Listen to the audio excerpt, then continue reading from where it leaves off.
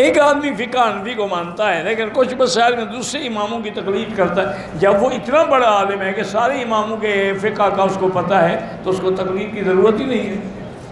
تقلید تو وہی کرتا ہے جو میرے جیسا جاہل آدمی ہو. جب تمہیں چاروں اماموں کا پتہ ہے تم کیوں تقلید کرو؟ حالانکہ یہ چاروں اماموں کے نام بھی نہیں جانتا ہوگا. اس سے پوچھو امام شافعی کا کیا نام ہے؟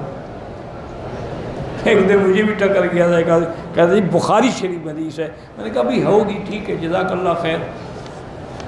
حضرت بخاری شریف کی حدیث. میں نے کہا آپ کو پتہ ہے کہ بخاری شریف جو کتاب کا نام کیا ہے؟ کہتے بخاری شریف. میں نے کہا یہ تو نام نہیں ہے بخاری شریف، وہ تو بخارا میں رہتے تھے، نسبت ہو گئی، کتاب کا نام تو بخاری شریف نہیں ہے. میں نے کہا جب تمہیں نام بھی نہیں آتا تو حدیث کیا سمجھو گے؟